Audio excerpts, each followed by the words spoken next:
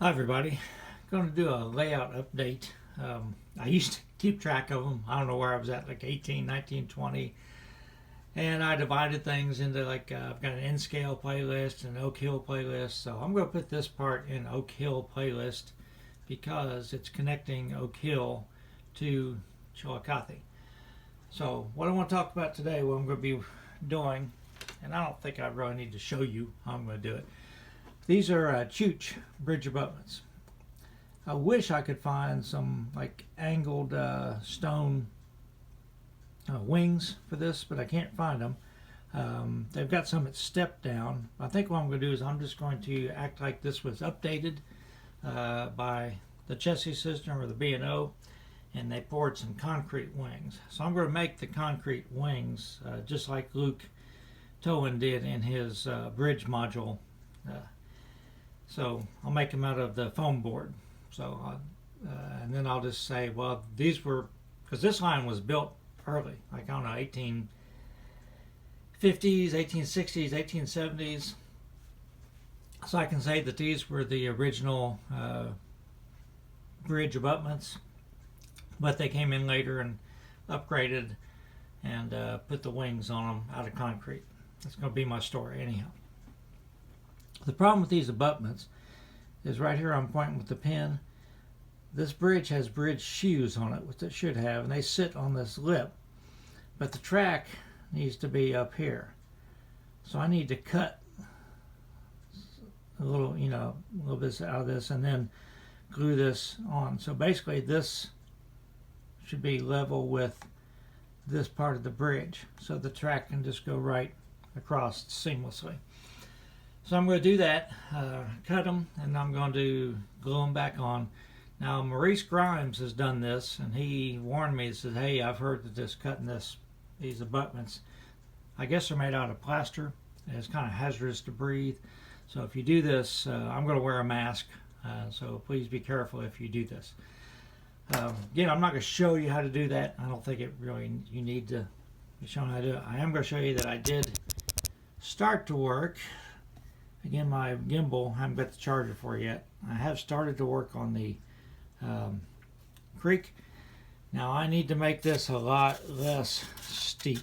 It's not like I'm not modeling the Grand Canyon here. So, so I'm going to cut this back where it's going to be a lot more gradual incline down to the creek. And in the back, it's pretty much straight up and down, but you're not going to see a lot of that. That's just going to be more of a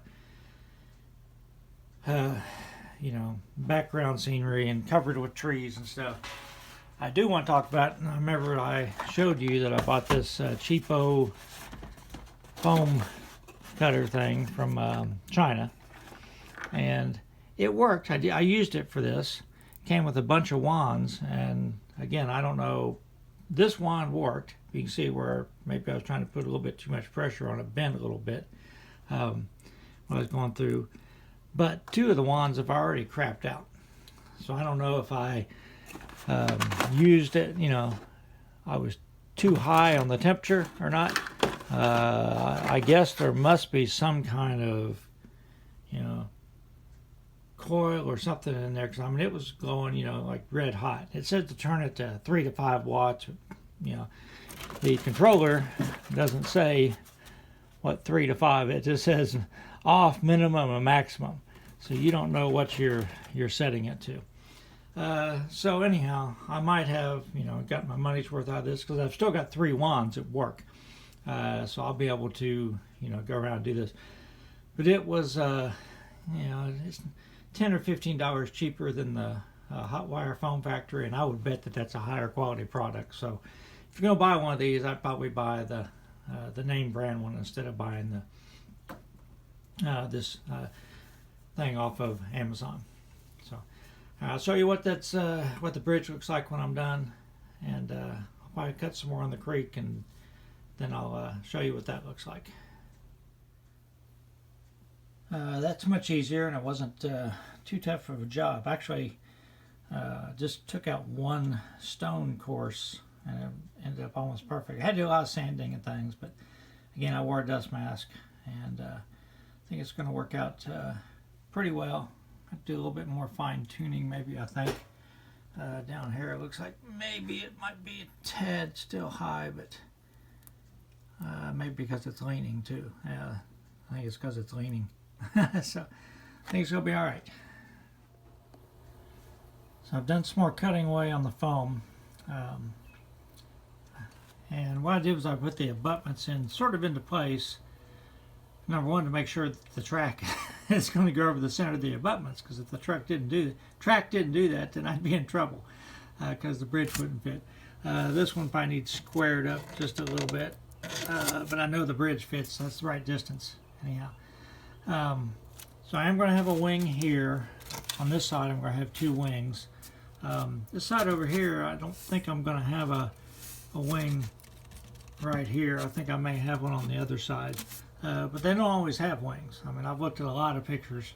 Believe me, that's how I do my research. I just Google and I look in books and stuff like that. I've looked at a lot of pictures. So wings aren't always there. But anyhow, it's looking good, making progress. So as soon as I get this exactly where I want it and get the wings figured out, then I can get out the sculptor mold.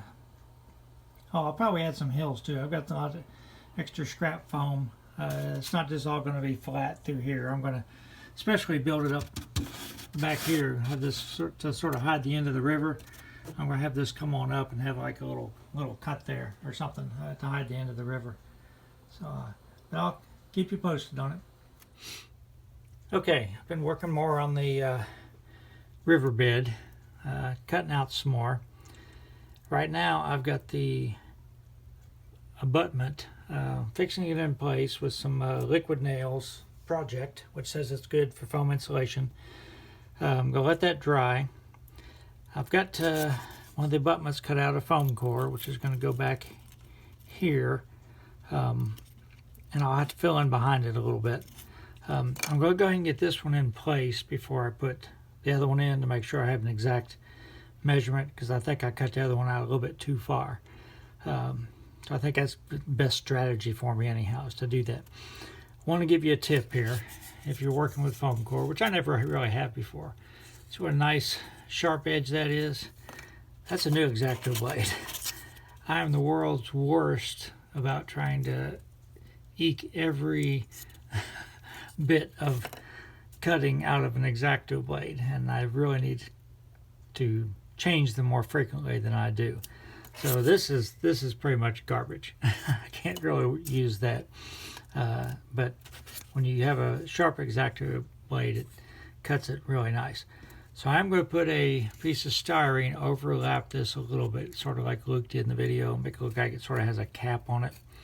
And it should line up with the top back here where the that's what the bridge is, not this down here. It's going to line up with that. Then I'll put it into place. I'll probably put some scrap foam back in behind it to reinforce it, and then I'll work on the other one. So again, making progress. Okay, so here's the other bridge abutment, just for reference. I just sort of did a trial and error. I don't really have any measurements or like what would fit. I mean, these things don't come like precast. You know, they pour them in place, so everyone's probably a little bit different. My first one was this. Again, you can see what a crappy cutting job I did. And I thought, that's just too steep down through here. I want it longer than that. So I kept playing with it, and I settled on this. Now I'll cut that tip off and put a cap on that, and then the cap going down to here, just without some styrene. And then I'll paint it. Now, again, Luke soaks this in water for about 15 seconds, and that paper will just peel right off. And then you can paint it. You know, if you use water-based paints, it's not going to hurt it. If you probably use old Floquil or solvent-based paints, you might eat it up. But I think that you know, that'll be okay. So I'm not going to build the other ones, because I'm going to build them all in place. I'm going to have them be basically a custom fit. So I'm not just going to cut out like, you know, 3 or 4 of these, because I'll end up they won't be right. But it's a really good technique. This foam core is a good material to work with. I've never worked with it before, and I could definitely see the advantage of doing it. All right, one last update before I post this. So this is glued in and this is glued in. Now this residue that you see on here, that was just a little bit left over the paper. I kind of liked it. so I left it. It's sort of like some natural weathering. Again, when the bridge is in place, eventually you won't see that abutment very much anyhow. So, but I left it.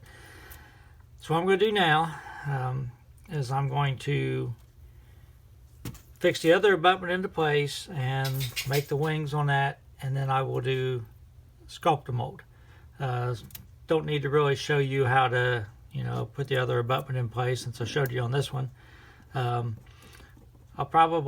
need to do a little bit of touch up on the paint on that, and I can do that with it in place. I wanted to go ahead and get this out there because I don't want the videos to be super long. So the next video, construction video on this, will be basically putting the sculptor mold on after the abutments are in place. Have any questions or comments, let me know, and everybody stay safe.